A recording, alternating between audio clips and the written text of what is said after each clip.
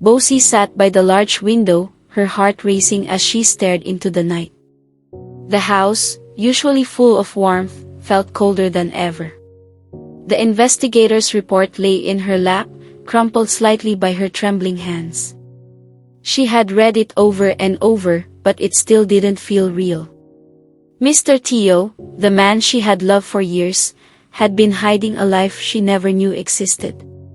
For months, she had sensed something was off.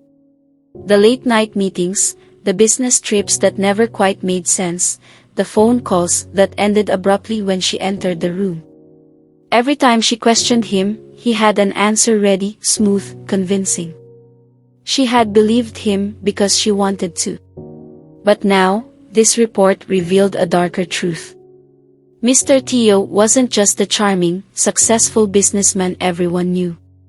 He had made deals, dangerous deals. And tonight, she would finally confront him about it. Bosi's mind raced, trying to prepare for what was to come. Would he deny it? Would he be angry? Or worse, would he walk away, leaving her to face the consequences alone? Suddenly, the front door creaked open. Bosi's heart skipped a beat. He was home. She stayed seated, gripping the report tightly as Mr. Tiyo entered the room, removing his jacket like it was any other night. But this wasn't any other night. "Bosi, you're still awake?"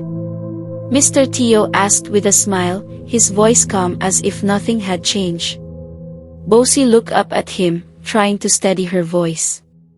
"We need to talk, Tiyo," she said, her words heavy with the weight of what she knew. Mr. Tiyo paused, the smile fading from his face as he noticed her seriousness. "What's wrong?" Bosi stood, holding out the crumpled report.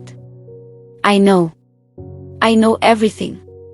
For a long moment, Mr. Tiyo didn't move. His eyes flickered from the paper to Bosi's face, and she saw something she had never seen in him before, fear. Slowly, he reached out and took the paper from her, unfolding it with shaking hands. As he read, his expression changed. The confidence drained from his face, replaced by shock and dread. "Bosi, I can explain," he whispered, his voice shaky. But Bosi stepped back, tears welling in her eyes.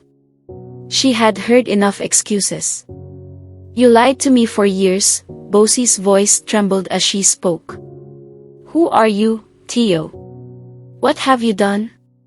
Mr. Tiyo dropped the report to the floor, reaching out to her. "Please, Bosi, let me explain. I didn't want you to find out like this." But before he could say more, a loud knock echoed through the house. The sound startled them both, and Bosi's heart jumped. She turned to look at the door, her stomach twisting with fear. Who could it be at this hour?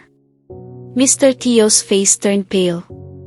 Without a word, he hurried to the door, signaling for Bosi to stay back. He opened it just a crack, but Bosi could hear the deep, menacing voice of a man on the other side. "We had a deal, Tiyo," the man growled. "Time's up." Bosi's blood ran cold. She stepped closer, trying to hear more, but Mr. Tiyo quickly stepped outside, pulling the door behind him. Her pulse quickened. What deal? Who was this man? She pressed her ear to the door, desperate to hear. "I told you, I need more time." Mr. Tiyo's voice was quiet, but filled with panic. The stranger wasn't having it. "No more time. You know the consequences." Bosi's mind raced. Consequences? What had Mr. Tiyo done? Before she could make sense of it, the door swung open, and Bosi stumbled back. Standing behind Mr. Tiyo was a tall, shadowy figure with cold, piercing eyes. The man's gaze shifted to Bosi, his lips curling into a smirk. "Is this your wife?" he asked in a chilling tone. Mr. Tiyo hesitated, his voice barely a whisper. "She doesn't know anything. Please, don't involve her." The stranger's eyes narrowed. "Too late, Tiyo. Your secrets are catching up with you. And now, she's part of it. Bosi's heart pounded in her chest. She realized, in that moment, that her husband's secrets were far more dangerous than she had ever imagined, and now, there was no turning back.